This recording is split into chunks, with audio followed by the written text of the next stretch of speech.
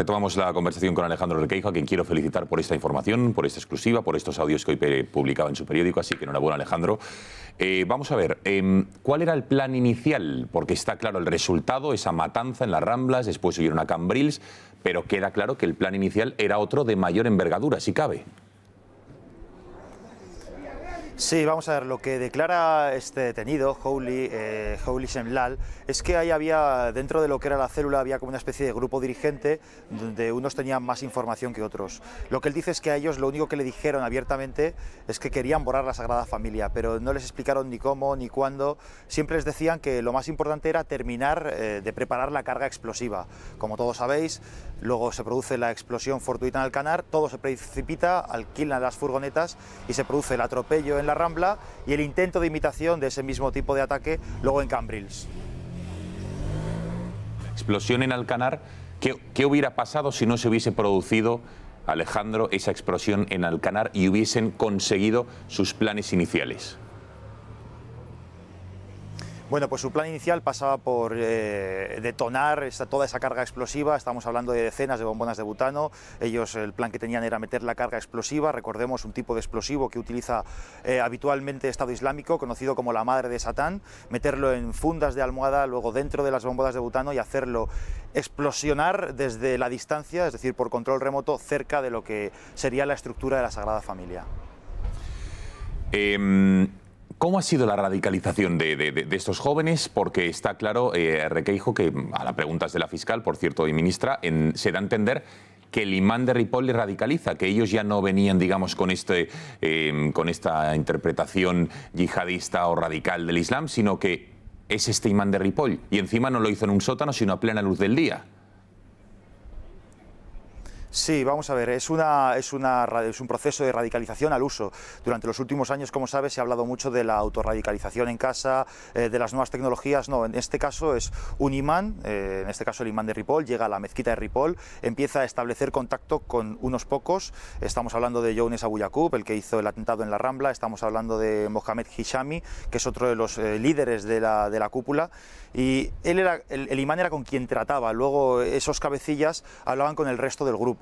Y poco a poco, como habéis podido escuchar, es un proceso aproximadamente de 2 años que se acelera especialmente a 2 meses vista de lo que son los atentados. A partir de esos 2 meses ya tiene unas reuniones mucho más periódicas y sí, como apuntas tú, a plena luz del día, según declara este detenido, y en Ripoll.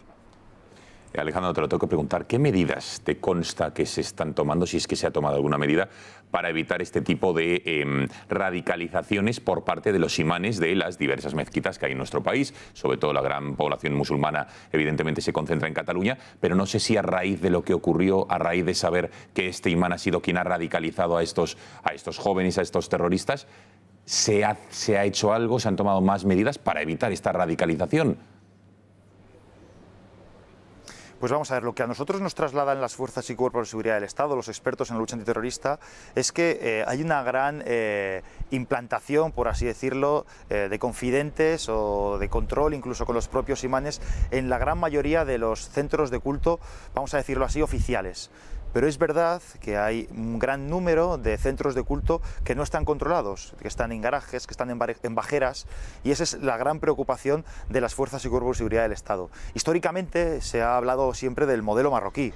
El modelo marroquí, todas las mezquitas dependen de un ministerio religioso, que es el que controla cuál es la doctrina que se imparte en todas las mezquitas, y todos los imanes tienen la supervisión del Estado. Eso aquí en España todavía no se ha producido ni se produce, y es verdad que deja una falla de control de muchos centros que, insisto, no están, por así decirlo, regulados. Si a eso le sumamos un montón de factores, Gonzalo, que sería extendernos demasiado, de la implantación de muchos países del Golfo que introducen dinero en muchos centros de culto a través de reformas, de obras, de mejoras, a cambio de que sean ellos los que dirigen el rito que se dice y en los mensajes y lo que es, por así decirlo, los sermones de los viernes, ahí entraríamos ya en un proceso mucho más difícil de controlar. Ya por último, Requeijo, la actuación policial, la actuación de los Mossos, fue polémica, fue controvertida. Me gustaría saber, ya con un año ya de perspectiva en el que se ha ido conociendo información, no solo la que hoy publica, sino que otras noticias que hemos ido conociendo, ¿cómo la calificarías?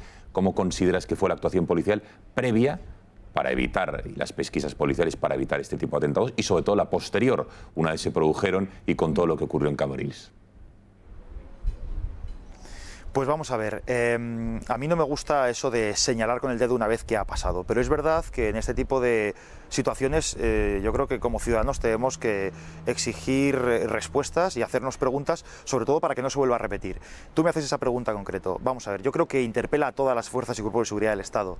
La investigación en materia antiterrorista no compete solamente a los Mossos d'Esquadra en Cataluña, también a la Policía y a la Guardia Civil. Me gustaría recordarle a nuestra audiencia que el imán, que por así decirlo fue pues el impulsor de este grupo, de esta célula, fue en su día contacto del CNI. Es decir, yo creo que es el trabajo previo, yo creo que interpela a todos el hecho de que un grupo estuviese durante 2 años frecuentando a un imán radical, que durante mucho tiempo tuviese una base logística en Alcanar. Bueno, incluso ellos relatan que cambiaron sus hábitos y sus formas de actuar, incluso sus formas de vestir. Eso en lo que es la previa.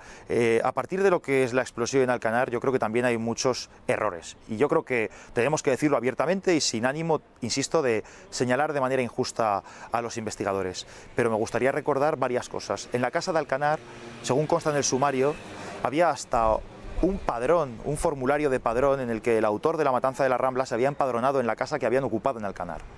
Ese documento estaba ahí. Es decir, se podría haber consultado a nombre de quién está esa casa para poder ir y descubrir o seguir o ir a la casa de Younes Abu Yaqub para preguntarle qué estaban haciendo ustedes allí. En torno a la casa donde se produce la explosión hay una serie de vehículos, hay un coche y hay una moto. Ese coche y esa moto están a nombre de miembros del grupo que luego actuaron en Cambrils. Es decir, que todos recordamos que en un primer momento se desvinculó lo que era la explosión de Alcanar con lo que había sucedido en la Rambla. Se pensó que había sido una explosión de gas o algo relacionado con un laboratorio de drogas. Evidentemente hubo errores y creo que hay que aprender de esos errores, pero también hay que señalarlos para ser conscientes. Es decir, no vale el decir todo se ha hecho bien, igual que no vale tampoco decir todo se ha hecho mal. Hay que reconocer que se detuvo a todos o se identificó por lo menos en pocas horas, que se detuvo, que no hubo más allá de Cambrils nuevas réplicas. Insisto, estudiar el sumario, ver las fallas, ver los errores para que no se vuelvan a repetir.